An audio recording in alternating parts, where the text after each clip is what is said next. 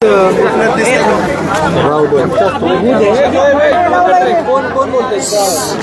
कोण बोलते तुम्ही ते हे खाली घ्या ना. मान कुणाला पहिला दादा हे खाली घ्या. मला पाहुण्यांना मान असंही म्हणता येत नाही, कारण ते पाहुणे नाही. दादा आतापर्यंत राष्ट्रवादी काँग्रेसचे अरे हो हेच सरकार आतापर्यंत त्या पक्षाचे शहराध्यक्ष म्हणून काँग्रेस भवनला आलात, महाविकास आघाडीच्या बैठका घेतलात, आज या पक्षात काल प्रवेश केला, आज काँग्रेसचे सदस्य म्हणून काँग्रेस भवनला आलायत.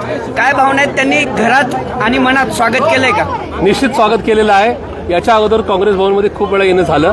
तिथे येत असताना वेगवेगळ्या औपचारिकता होत्या, तिथे येत असताना दडपण नव्हतं, पण त्या ठिकाणी या ठिकाणी आपण काहीतरी निरोप घेऊन आलोय किंवा काहीतरी निरोप घेऊन जातो अशा प्रकारची एक भावना होती. आज मात्र या ठिकाणी काँग्रेस भवनमध्ये काँग्रेसचा सच्चा एक छोटा एक सामान्य कार्यकर्ता म्हणून या ठिकाणी आलेलो आहे. कुठल्या प्रकारचं मनावर दडपण नाही, कुठल्या प्रकारचं ओझं नाही. एक नक्की नका या मनाची दिशा, आयुष्याची दिशा आहे की आपण या काँग्रेस भवनमध्ये पाऊल ठेवत असताना कधीतरी या नका वास्तूमध्ये महात्मा गांधी येऊन गेलेले आहेत.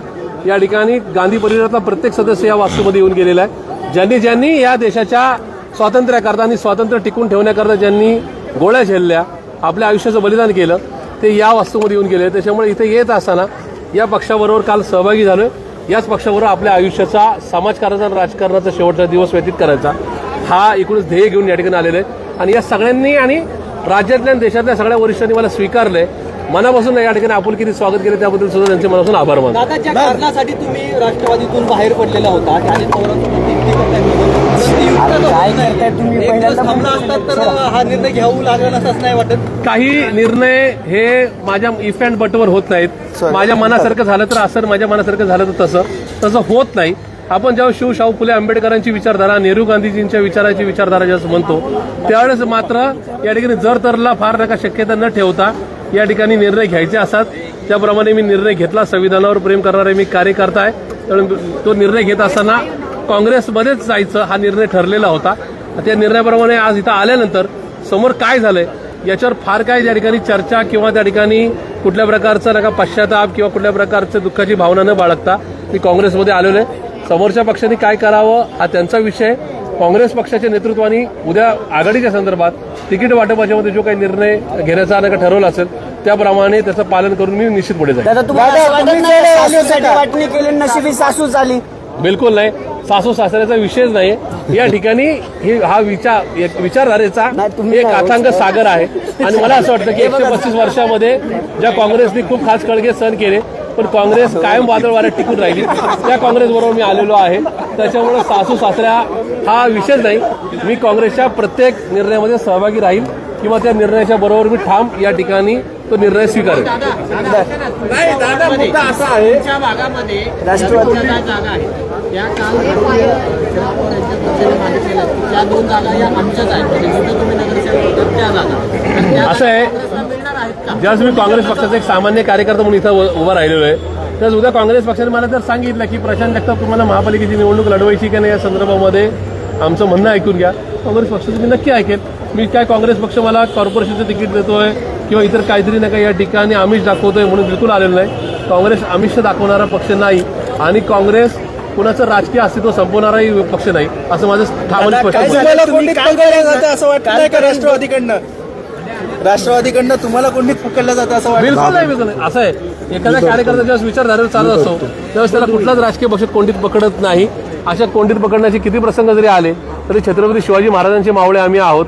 त्याच्यामुळं त्या सगळ्या डावपेचातून बाहेर पडण्याचं कसब हे छत्रपती शिवाजी महाराजांच्या गनिमी कामाने आम्हाला नक्की शिकवले. काल सकाळपर्यंत दोन्ही राष्ट्रवादी एकत्रित येऊन निवडणूक लढणार असं होतं. दुपारी प्रशांत जगतापांचा प्रवेश झाला आणि त्यानंतर काल रात्री महाविकास आघाडीची बैठक होते.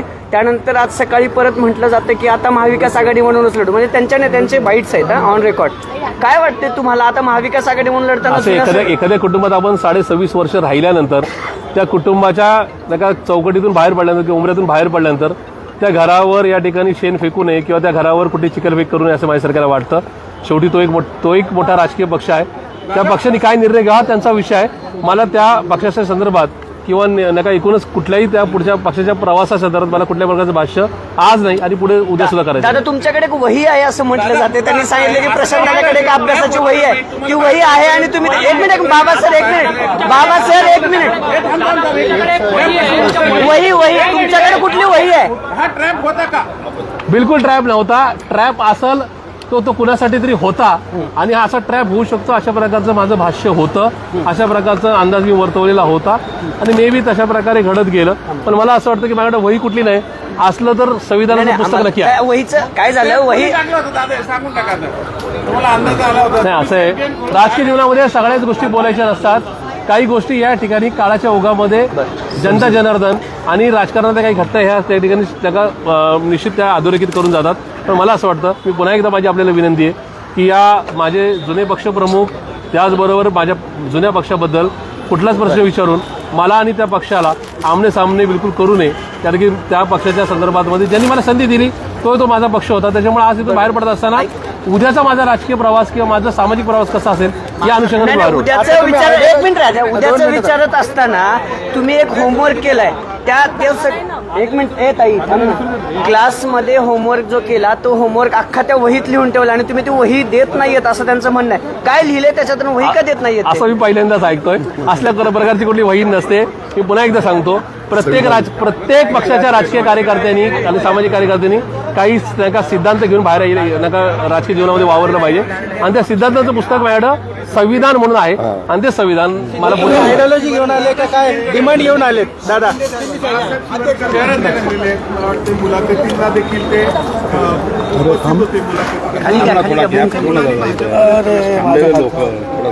मी काँग्रेस पक्षाने मोठ्या मनाने असेल मुक्त यांनी प्रशांतजी जगताप यांचं स्वागत केलेलं आहे आणि प्रदेशाध्यक्ष आणि सर्वांच्या उपस्थितीमध्ये काल त्यांचं स्वागत झालं आहे. पुणे शहर जिल्हा काँग्रेस कमिटीसुद्धा त्यांचं स्वागत करेल.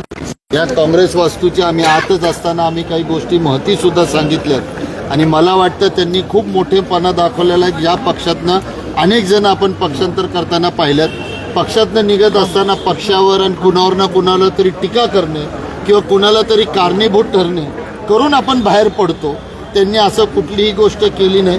त्यांनी कोणत्याही नेत्यावर टीका केली नाही.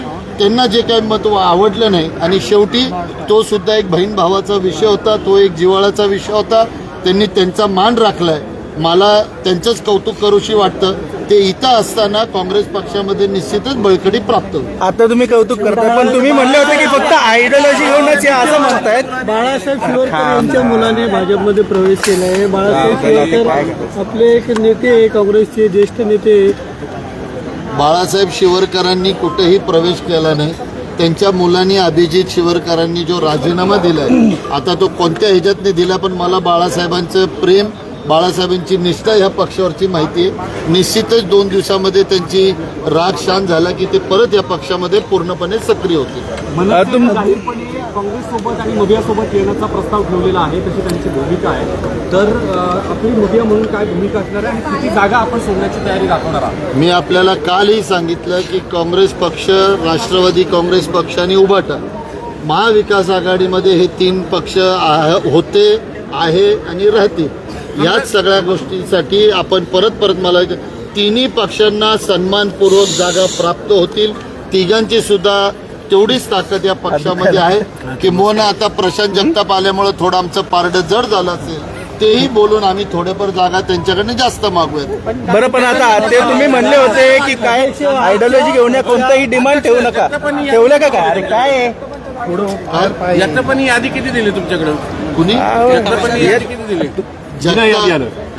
जगतापांना आता पूर्ण 165 नगरसेवक आणि त्या पदावर जे असतील त्यांचा अभ्यास पूर्वीच्या अध्यक्षपद भूषवत असताना त्यांचा शहराचा अभ्यास दांडगा आहे आणि त्या पद्धतीने 165 जागेवर कुठं सक्षम उमेदवार आहेत त्यांना सुद्धा अभ्यास आहे.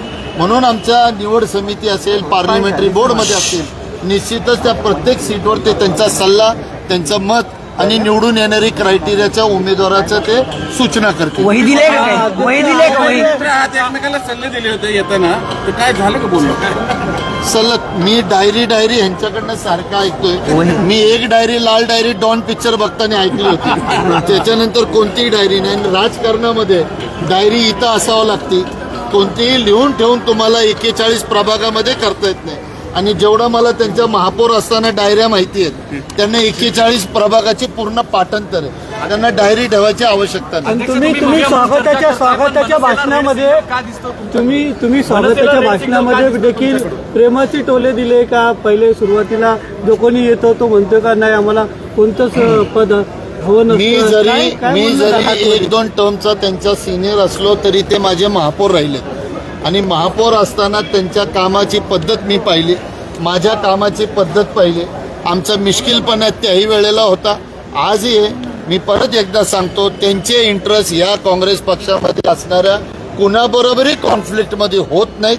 उलट ते जे आलेत ते कोणतीही मागणी नाही, कोणताही विषय नाही. पण निश्चितच मी परत सांगतो, काँग्रेस पक्ष त्यांचा यथोचित सन्मान करेल, त्यांचा योग्य पद्धतीने उपयोग करेल आणि काँग्रेस पक्षाला बळकटी आणण्यामध्ये त्यांचा मोठा सहभाग. महाविकास आघाडीबद्दल प्रश्न आहे. तुम्ही 3 पक्ष लढताय. मनसेला काय? मनसेला विरोध मित्रासमोर उभं केले, मित्रासमोर उभं केलंय. मित्राला मित्राच्या संगत उभं केलं. मनसेचं काय सांगा ना. 3 पक्ष तुम्ही बैठका घेताय. महाविकास आघाडी म्हणून आम्ही समोर जात आहोत. राष्ट्रवादी काँग्रेस, उभाटा शिवसेना आणि काँग्रेस पक्ष. मनसेचं काय? ते म्हणतात